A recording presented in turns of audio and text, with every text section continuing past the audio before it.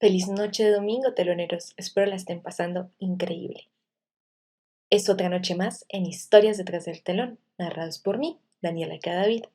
La noche de hoy les tengo un cuento corto del aclamado escritor Gabriel García Márquez. Espero lo disfruten. Ahora la teníamos allí, abandonada en un rincón de la casa.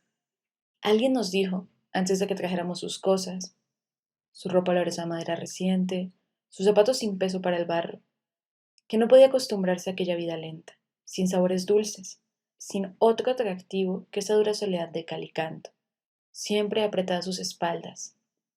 Alguien nos dijo, y había pasado mucho tiempo antes de que lo recordáramos, que ella también había tenido una infancia.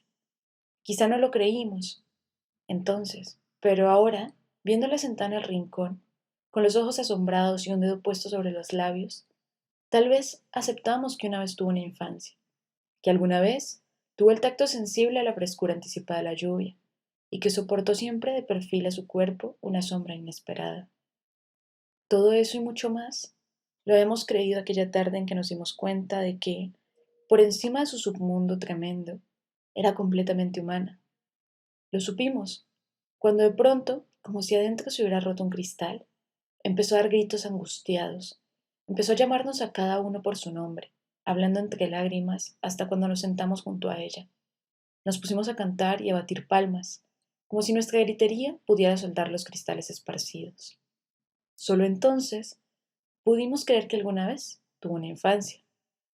Fue como si sus gritos se parecieran en algo a una revelación, como si tuvieran mucho de árbol recordado y río profundo. Cuando se incorporó, se inclinó un poco hacia adelante y todavía sin cubrirse la cara con el delantal, todavía sin sonarse la nariz y todavía con lágrimas, nos dijo, no volveré a sonreír. Salimos al patio los tres, sin hablar. ¿Acaso creíamos llevar pensamientos comunes? Tal vez pensamos que no sería lo mejor encender las luces de la casa.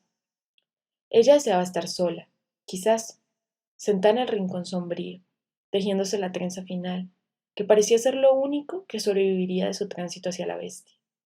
Afuera, en el patio, sumergidos en el profundo vaho de los insectos, nos sentamos a pensar en ella. Lo habíamos hecho otras veces. Podíamos haber dicho que estábamos haciendo lo que habíamos hecho todos los días de nuestras vidas. Sin embargo, aquella noche era distinto. Ella había dicho que no volvería a sonreír, y nosotros, que tanto la conocíamos, teníamos la certidumbre de que la pesadilla se había vuelto verdad. Sentados, en un triángulo, la imaginábamos allá adentro, abstracta, incapacitada, hasta para escuchar los innumerables relojes que medían el ritmo, marcado y minucioso, en que se iba convirtiendo en polvo. Si por lo menos tuviéramos valor para desear su muerte, pensábamos a coro. Pero la queríamos así, fea y glacial, como una mezquina contribución a nuestros ocultos defectos. Éramos adultos desde antes, desde mucho tiempo atrás. Ella era, sin embargo, la mayor de la casa.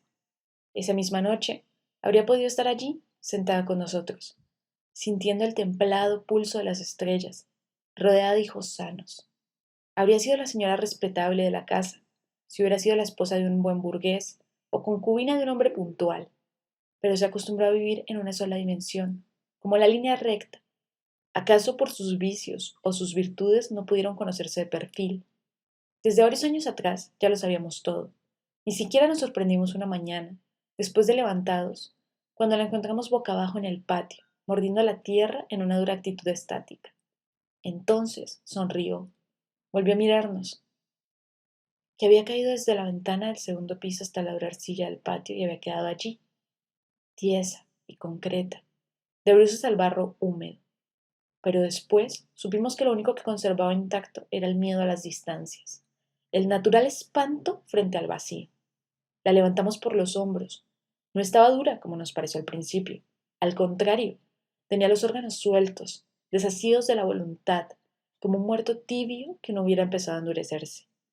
Tenía los ojos abiertos, sucia la boca, de esa tierra que debía saberle ya sedimento sepulcral. Cuando la pusimos de cara al sol, y fue como si la hubiéramos puesto frente a un espejo, nos miró a todos con una apagada expresión sin sexo, que nos dio teniéndola ya entre mis brazos, la medida de su ausencia. Alguien nos dijo que estaba muerta, y se quedó después sonriendo con esa sonrisa fría y quieta que tenía durante las noches, cuando transitaba despierta por la casa. Dijo que no sabía cómo llegó hasta el patio. Dijo que había sentido mucho calor, que estuvo oyendo un grillo penetrante, agudo, que parecía, así lo dijo, dispuesto a tumbar la pared de su cuarto, y que ella se había opuesto a recordar las oraciones del domingo, con la mejilla apretada al piso de cemento. Sabíamos, sin embargo, que no podía recordar ninguna oración, como supimos después, que había perdido la noción del tiempo, cuando dijo que se había dormido sosteniendo por dentro la pared que el grillo estaba empujando desde afuera, y que estaba completamente dormida cuando alguien, cogiéndola por los hombros, apartó la pared y la puso allá de cara al sol. Aquella noche sabíamos, sentados en el patio, que no volvería a sonreír. Quizá nos dolió anticipadamente su seriedad inexpresiva, su oscuro y voluntarioso vivir arrinconado. Nos dolía hondamente, como nos dolía el día que la vimos sentarse en el rincón a donde ahora estaba, y le oímos decir que no volvería a deambular por la casa. Al principio no pudimos creerle.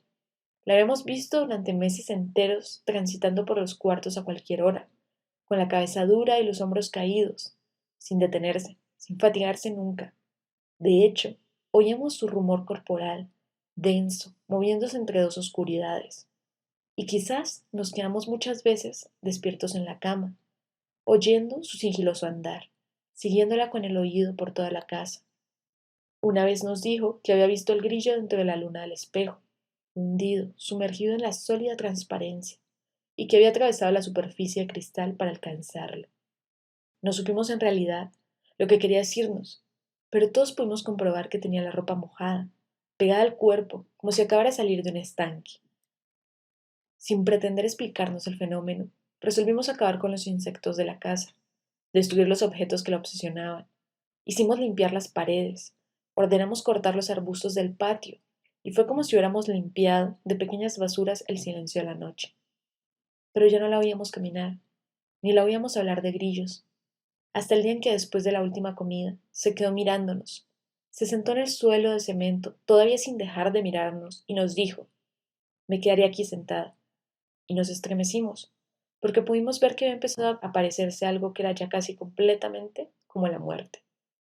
De eso hacía ya mucho tiempo, y hasta nos habíamos acostumbrado a verla allí, sentada, con la trenza siempre a medio tejer, como si se hubiera disuelto en su soledad y hubiera perdido, aunque se le estuviera viendo, la facultad natural de estar presente. Por eso, ahora sabíamos que no volvería a sonreír, porque lo había dicho de la misma forma convencida y segura en que una vez nos dijo que no volvería a caminar.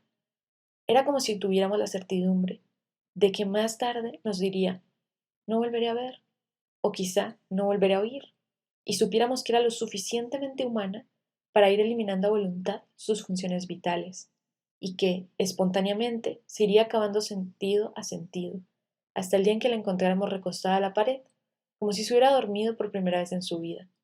Quizás faltaba mucho tiempo para eso, pero los tres, sentados en el patio, habríamos deseado aquella noche sentir su llanto afilado y repentino, de cristal roto, al menos para hacernos la ilusión de que habría nacido una niña dentro de la casa, para creer que había nacido nueva. Espero hayan disfrutado este cuento. Nos vemos a la próxima. Bye.